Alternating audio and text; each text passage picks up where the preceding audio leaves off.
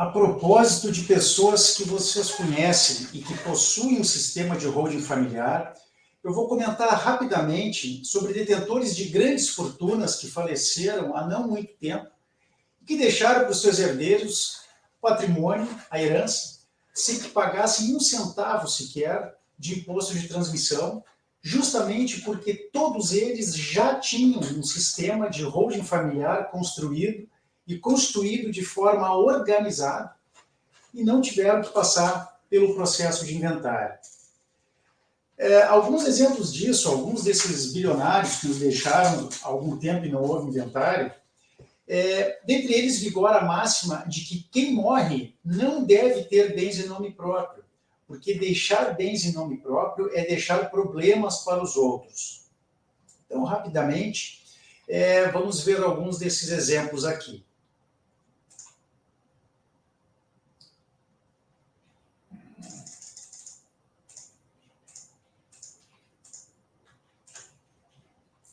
Roberto Civita, do Grupo Abril, deixou uma fortuna estimada em bilhões de reais, sem que seus herdeiros, seus sucessores, tivessem que gastar, tivessem que tirar do próprio bolso R$1 sequer de imposto de transmissão. Moise Safra e o seu irmão Edmund Safra, ambos do Banco Safra, dois banqueiros conhecidos internacionalmente, que também, através da sua holding familiar, fizeram que o patrimônio passasse para a geração seguinte e seguisse rígido e protegido, sem que houvesse dispêndio de dinheiro, com um processo custoso e moroso, como é um inventário.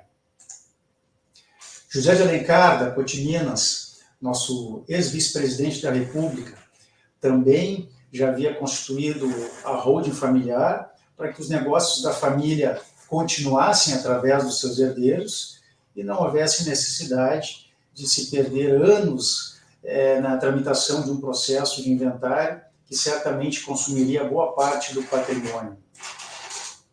Samuel Klein, das Casas Bahia, também um exemplo de bilionário que já havia constituído em vida, já havia feito o seu planejamento sucessório para que os herdeiros não precisassem gastar tempo e dinheiro com isso.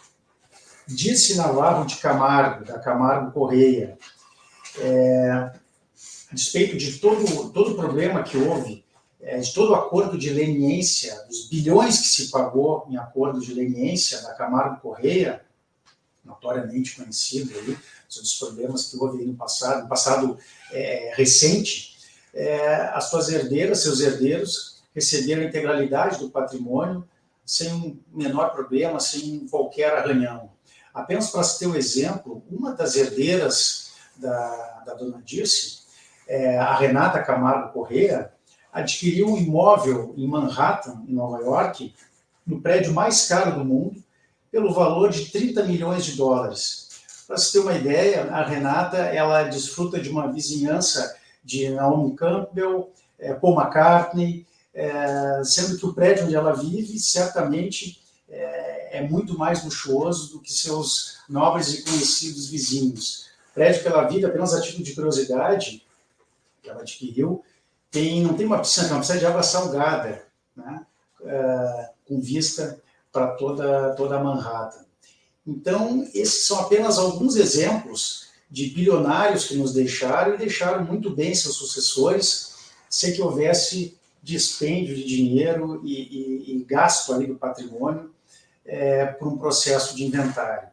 Mas, além disso, não é só essa categoria, não são só esses bilionários que sabem, da possibilidade de fazer isso.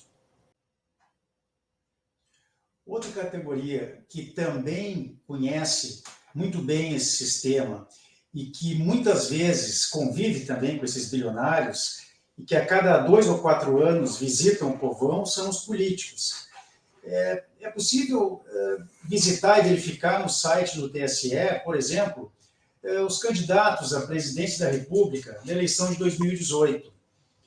Que o Henrique Meirelles e o Amoedo já tivessem constituído suas holdings, talvez seja algo que se esperava, especialmente pelo conhecimento que se tem da fortuna que essas pessoas possuem. Agora, a gente também vai verificar, fazendo essa consulta, que, por exemplo, o ex-presidente Jair Bolsonaro tinha uma holding, mas não é só o Bolsonaro. O Fernando Haddad também tinha uma holding, também tem, aliás, uma holding. O Geraldo Alckmin, da mesma forma. E, para que não se siga apenas por esses aí, a Marina Silva, que também foi candidata, ela também tinha uma holding. Todos eles já possuíam, na época, um sistema de organização patrimonial para evitar que os seus herdeiros acabassem um processo de inventário. Isso por quê? Porque eles conhecem a legislação, conhecem a licitude desse ato. Então, é mais um exemplo de que antes bilionários e políticos, mas agora também você conhece essa ferramenta extraordinária de planejamento sucessório.